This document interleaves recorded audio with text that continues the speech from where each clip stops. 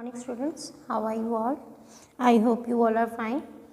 Yesterday we had started a new lesson, Lost Spring, Stories of Stolen Childhood, okay, of book Flamingo. Yesterday we had read that we have started the story of Sahib, in which we were reading that when she saw that the child was not wearing the chappal, and at that time the child said that it was not given to him by his mother. And about shoes also, one boy wanted shoes because he had never taken the shoes. उसने कभी भी shoes नहीं खरीदे हैं या कभी भी पहने नहीं हैं. तो उन्हीं के गैंग में से एक बच्चे ने ये बोला. तो उस बच्चे की बात को सुन के I remember a story a man from Udupi once told me. तो उसको क्या याद आया कि एक उदीपी एक प्लेस का नाम है. उदीपी के एक बंदे ने एक स्टोरी सुनाई थी उसको अपने बारे में, खुद के बारे में. So write one question here, what was the story told by the man of Udupi? What was the story told by the man of Udupi? As a young boy, he would go to school past an old temple where his father was a priest. तो उदीपी के person ने क्या बताया कि when he was a young boy, तो वो एक temple के पास से गुजरता था जहाँ पे उसके फादर क्या थे, प्रीस्ट, पंडित थे. He would stop briefly at the temple and pray for a pair of shoes. Okay, because at that time his condition was not good. The condition of priest was not good, so he could not wear shoes. Okay, so he was always standing in front of the temple के सामने खड़े होकर he would pray for the pair of shoes.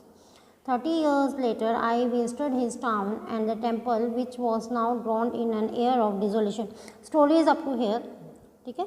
तो 30 years के बाद जब narrator वहाँ पे गए उसी टाउन में और उसी टेम्पल में, जो कि अब वो टेम्पल जो है वो डिस्ट्रॉय हो चुका था. In the backyard where lived the new priest, there were red and white plastic chairs. Okay, और उसी टेम्पल के बैक साइड में जो घर था वहाँ पे एक नया प्रीस्ट एक नया पंडित आके रहने लगा था, और वहाँ पे रेड एंड वाइट कलर की प्लास्टिक की चेयर्स थी. Okay, so firstly right one question, what was the wish made by the son of a priest from the goddess? Was his wish fulfilled? Was his wish fulfilled? How can you say that?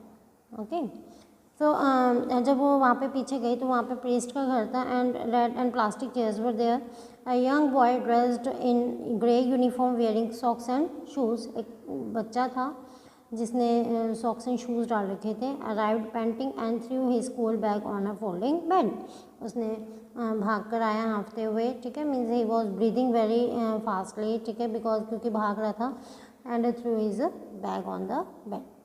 Looking at the boy I remember the prayer another boy had made to the goddess when he had finally got a pair of shoes. यहाँ पे किस boy की prayer की बात कर रही है?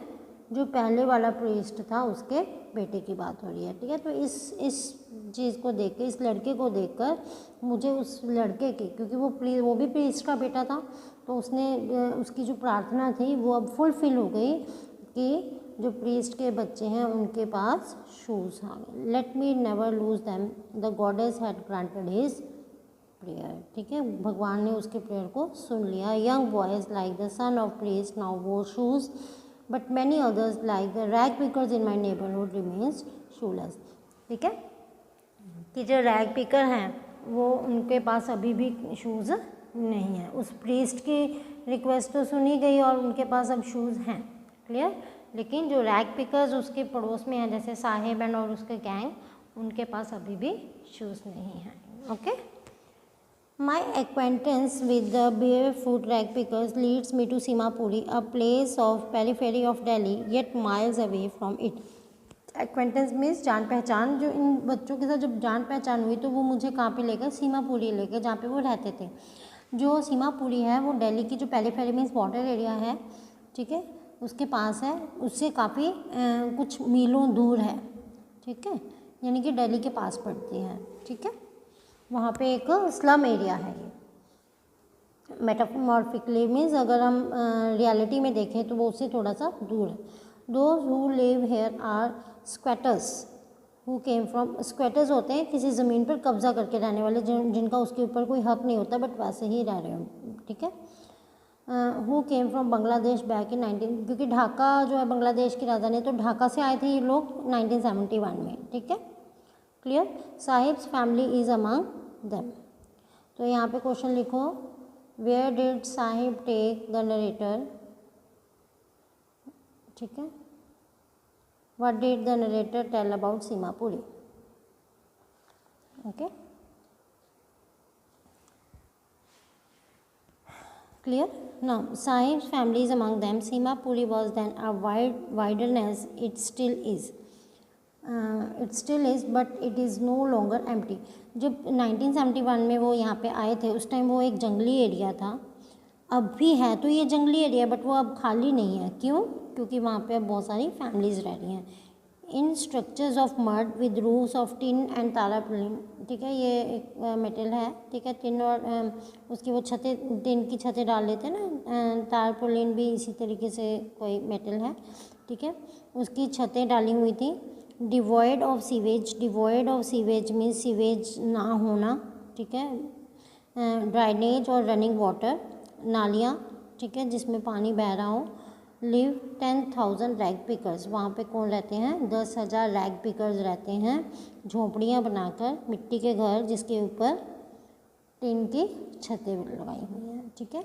They have lived here for more than 30 years without an identity, without permits, but with ration cards that get their names on voter list and enable them to buy food grains, ठीक है। तो ये family यहाँ पे पिछले 30 सालों से रह रहे हैं, जहाँ पे इनकी कोई आइडेंटिटी नहीं है, कोई परमिट नहीं है, बट उनके राशन कार्ड हैं, ठीक है, और वोटर लिस्ट में भी नाम है, ठीक है, और ताकि उनको खाना भी मिल सके।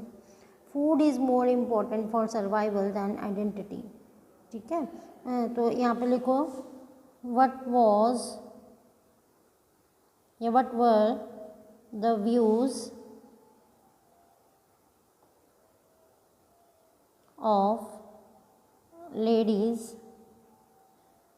ऑफ सीमापुरी, ठीक है, सीमापुरी के जो लेडीज़ हैं उनके क्या व्यूज़ थे, ठीक है। Food is more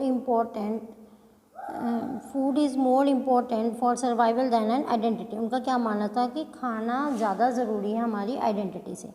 if at the end of the day we can feed our families and go to bed without an aching stomach कब होगा पेनिंग? जब भूखे पेट होंगे, ठीक है, तो भूखे पेट ना आ जाए हमारी फैमिली और खाना खा के सो जाए, ठीक है। We would rather live here than in the fields that give us no grain, तो हम अपने ढाका में नहीं रहेंगे, जो घरे खेत है वहाँ पे रहने की जगह यहाँ पे रहना पसंद करेंगे, क्योंकि वहाँ के जो खेत है वहाँ से हमें कोई ग्रेन नहीं मिलता। से a group of women in tattered saris, tattered means torn saris, जो कि फटी हुई साड़ियाँ थी। When I asked them why they left their beautiful land of green fields and rivers, जब मैंने उनसे पूछा कि आप अपनी उस सुंदर ज़मीन को क्यों छोड़ के आए हो, तो उन्होंने क्या बताया कि अगर ऐसी जगह से हमें ये जगह पसंद है क्योंकि यहाँ पे हमें खाने को मिलता है, उन फील्ड्स से हमें खाने को नहीं मिलता था, okay. Whenever they find food, they pitch their tents that become transit homes, जहाँ पे भी उनको खाना मिलता था वो क्या करते थे? अपने टेंट्स लगा लेते थे, ठीक है। और ट्रांजिट होम होता है अस्थायी घर, जो कि थोड़ी देर के लिए होता है, ठीक है, क्योंकि जहाँ जहाँ पे खाना मिलता रहेगा वहीं पे चले जाएंगे। Children grow up in them becoming partners in survival, बच्चे जो हैं वहाँ उनके साथ ही ऐसे बड़े होते थे और सर्वाइवल में पार्टनर्स बन जाते हैं, ठीक है। यहाँ पे क्वेश्चन लिखो, what did survival mean in Seemapuri and why, okay. And survival in Seemapuri means rag picking, और सर्वाइवल का मतलब क्या है? सीमापुरी में रैग पिकिंग। सर्वाइवल का मतलब क्या है? लाइवलीहुड कमाना, अपने जीने के लिए, खाने पीने के लिए, ठीक है। Through the years it has acquired the properties of a fine art, क्योंकि कई सालों से कर रहे हैं तो उनमें इसकी बहुत ज़्यादा क्वालिटी आ गई है इस काम को करने की, ठीक है, फाइन आर्ट हो गया है ये एक तरीके से उनका। Garbage to them is gold, ये अंडरलाइन कर लो। it is their daily bread, roof over their heads, even if it is a leaking roof, but for a child it is even more. जो बड़े लोग हैं उनके लिए गार्बेज क्या है, गोल्ड है। ठीक है, यहाँ पे आपको इस तरीके से भी आ सकता है, जैसे ये लाइन देके ना, garbage to them is a gold, explain this line. Okay,